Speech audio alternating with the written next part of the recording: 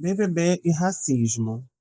Hoje eu vou aqui continuar falando sobre relações sociais e o Big Brother Brasil, em especial a edição de 2026, que eu tô, não vou dizer analisando, mas que eu tô vendo assim para estar aqui comentando sobre essas coisas que eu tô querendo comentar.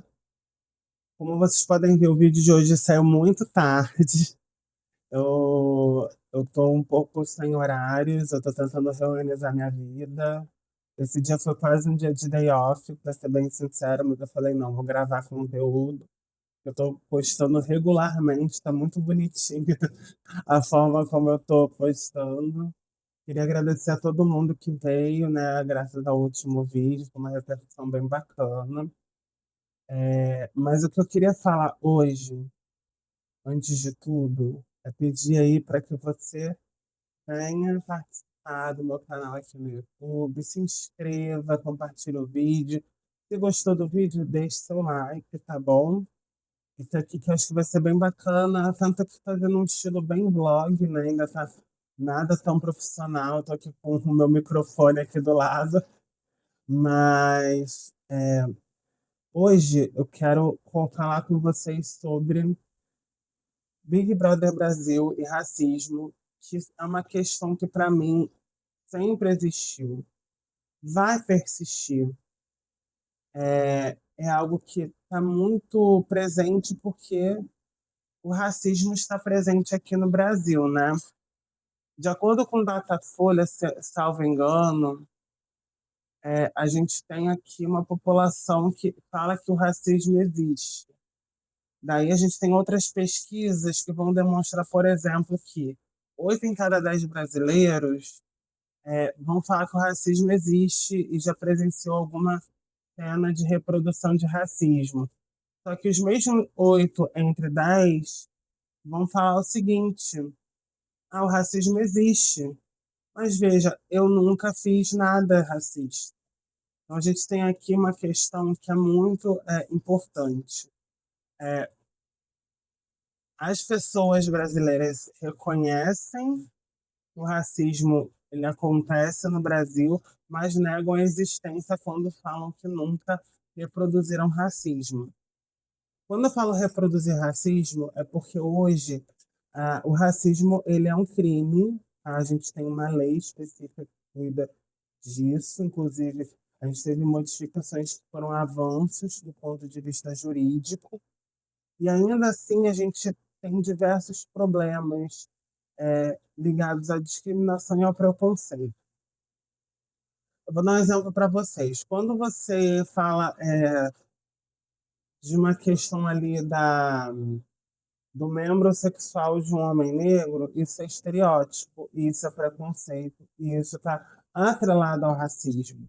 Porque você está imputando ali adjetivos e um ponto de vista baseado dentro de um imaginário social que é muito problemático, né?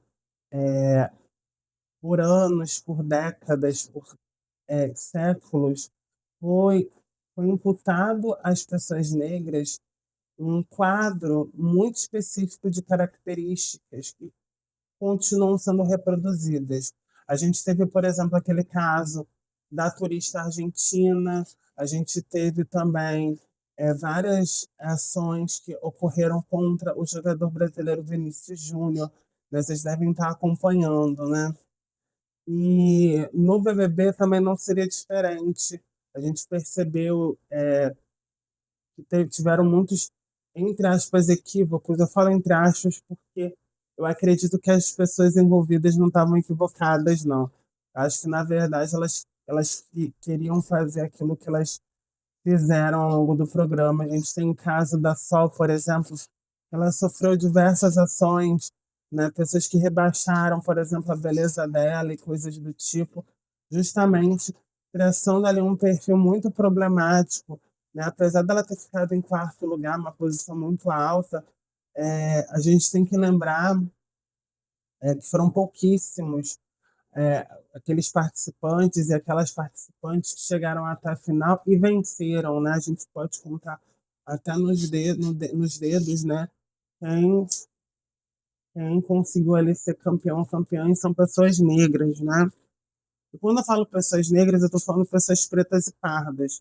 A gente aqui no Brasil, infelizmente, ainda vive um pouco atrasado no quesito letramento racial, então muitas pessoas são lidas como pardas, sendo que elas não são pardas. Ah, mas o médico colocou a Fiora pardo no meu nascimento. Ah, mas o meu pai, ele é preto. Não necessariamente você vai nascer uma pessoa negra, tá? Isso é muito importante porque entra em muitas questões, desde as questões raciais, né? Por essas e outras que a gente ainda está muito aquém. A gente deveria estar hoje, né, já num ponto de chegada, a gente ainda está num ponto de partida para discutir isso, né, discutir as relações étnico-raciais. E eu, enquanto um pesquisador, quando eu vejo decisões judiciais, eu tenho que respeitar a justiça, por um lado, mas como pesquisador, eu acredito que são equivocadas algumas decisões, seja no âmbito da questão racial, seja no âmbito da discussão, por exemplo, de pessoas que se dizem negras, né, concorrem a vagas de pessoas negras e ainda conseguem. Porque a gente tem que entender que, assim, o conhecimento dentro do Poder Judiciário é sempre muito limitado pela sua época. E ainda estão utilizando teóricos racialistas do início do século XX para estar discutindo sobre raça, né? E vão para a biologia e não para a questão social, porque raça, gente, não é uma questão biológica, é uma questão social. Você vive a raça, né? Como já disse a brilhante teórica Neuza Santos Souza, é, é o tal do tornar-se negro. A gente se torna negro dentro da sociedade. A gente é racializado.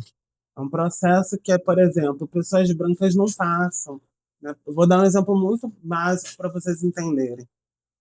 Vocês identificam alguém como branquinha? Olha a branca ali. Ah, aquela branca, sabe quem é? Não. Mas para pessoas negras, as pessoas demarcam muito isso no momento ali da fala, né? Isso tudo é um preâmbulo para a gente discutir sobre o racismo, sobre essa reprodução do racismo no BBB, porque para mim é muito evidente que as pessoas não têm um letramento racial para não elas não têm um letramento racial para compreender coisas que ocorrem e complexificar ali as personagens envolvidas. Por exemplo, muita gente falou sobre um possível esvaziamento de pauta. Já começa que, para mim, esvaziamento de pauta nem existe, porque nada é esvaziado. Nada é esvaziado nessa vida. O sentido ele é sempre ocupado por algo. Então, vocês aí que acreditam nisso já estão errados nesse ponto. Ah, não, mas é porque a pauta é essa. Não, a pauta não é essa. A pauta é sempre em disputa. A disputa é pelo sentido, e isso é muito importante. Enquanto a gente acreditar que tem esvaziamento, que a coisa se esvazia, ou seja, ela se torna nula, a gente não vai avançar em nada. Na verdade, você tem uma substituição. Ah, a Salvega, por exemplo, quando ela ficava, mas é uma mulher preta, ela estava falando, não, e não era uma coisa vazia, tinha um sentido dela tentar reivindicar algo. E esse sentido tem relação com o trauma dela, principalmente do BBB 4. Porque a gente tem que entender que ali não é um espaço sem passado. Para Salvega, principalmente, aquilo ali tinha um passado. Por mais que ela estava equivocada, ela continua equivocada, falando coisas como, por exemplo, eu não fiz nada, não fui expulsa, fui só desclassificada. Ela não entender que ela teve um momento ali, que foi um momento que levou ela para a desclassificação, vai ser complicado para ela compreender certas coisas. Por quê? Porque ela está rememorando muita coisa. Ah, Pedro, mas você está falando isso sem saber se é realmente isso que acontece. Eu sei muito bem como isso acontece, porque eu vivo também os meus traumas ligados à raça, continuamente em espaços onde eu já sofri racismo. Em congressos, por exemplo. Eu lembro de uma vez que uma senhora veio e simplesmente falou: passa os slides, eram dos apresentadores lá dos trabalhos. E tinha pessoas capacitadas para ficar passando slides, que eram os monitores do evento. E por que a minha escolha? Tinham outras várias pessoas, tinham pessoas que estavam só ali participando como ouvintes, mas ela me escolheu, uma pessoa que estava apresentando um trabalho. Essas escolhas é para colocar as pessoas nos seus lugares. E, infelizmente, a gente não consegue enxergar certas coisas quando nós não temos aquelas vivências, aquelas experiências. Então, talvez, por exemplo, para mim, eu tenho uma leitura racial do mundo, eu me entendo enquanto homem negro, eu sou uma pessoa vítima também da reprodução do racismo, eu consigo entender o que estava passando na cabeça da Sol Vega e vir aqui falar para vocês. É, tem muita coisa que ela pode estar lhe falando que realmente deturpa a luta antirracista. Sim, concordo, mas ela falar o que ela falou não a desqualifica nem enfraquece a luta, só mostra o quanto que a gente ainda precisa lutar. Além disso, quando teve, por exemplo, o Matheus que falou da questão da Ana Paula, né, e da Milena, ele estava equivocado, sim, ele estava extremamente equivocado. Mas veja o ponto. O equívoco dele tá em relação à interpretação das coisas como funcionam. Então, quando alguém fala assim, tá esvaziando pauta, gente, nada se esvazia. Ele pega o que ele conhece de mundo para tentar interpretar aquilo. Não, não é uma defesa, veja só. É porque o que me incomoda muito é falar em esvaziar. Sempre vai estar preenchido, sempre tem uma intenção. E essa intenção pode ser, sabe do quê? Da manutenção do status quo também. É que a gente está tão acostumado em achar que aquilo só serve para ser daquele jeito, as pautas diversas, e a gente não percebe que existem forças ali que estão querendo continuamente produzir um outro sentido e enfraquecer aí discursivamente a luta, que a gente fica preso nesse termo que me incomoda, de esvaziar pauta. Me incomoda muito. Vamos prestar atenção nessas armadilhas para a gente não cair nelas. Eu acho que essa que é a questão. Vamos evitar cair nessas armadilhas. Por quê? Porque as pessoas vão continuar reproduzindo o racismo ali no BBB. As coisas vão continuar andando, em vez de passos largos, passos muito menores, e a gente não vai mudar nada. O que mudou desde o primeiro BBB, gente? A gente teve pessoas que falavam que estavam passando mal ouvindo samba e que tinham que fazer uma oração para que aquilo não afligisse. Gente, sinceramente, a gente tem que entender que a questão racial ela grita em vários momentos, né? E as escolhas que a gente faz também. Quando a Carol Conká foi eliminada com mais de 99%, se eu não me engano, por que será? Por que será que foi uma mulher negra? Mas já teve gente que fez coisas piores. A gente acabou de presenciar, né? Matheus foi extremamente equivocado. A gente teve várias outras situações que, assim, deixava a gente incrédulo. Os ataques, por exemplo, que eram uma reprodução da homofobia contra o Jean Willis, por que a gente não tirou o médico lá com mais de 90%, mais de 99% também? Então, o que acontece? A gente escolhe as lutas, e a luta racial não é a luta do brasileiro, da brasileira ainda. A gente tem que ainda avançar muito nessa discussão, para aí sim a gente falar mais seriamente.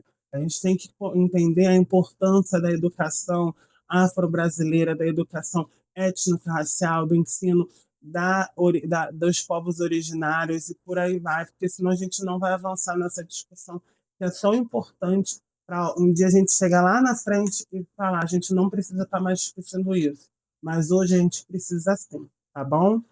Bom, se você gostou do vídeo, pode aí dar sua curtida, compartilhe o vídeo. Não se esqueça também de comentar aqui o que você acha. Você acha que mudou muita coisa? Eu, sinceramente, acho que não mudou tanto assim, não. Eu acho que a gente tem só várias armadilhas que fazem a gente pensar que mudou muita coisa. Tá bom? Um beijo e a gente se vê numa próxima. Até mais.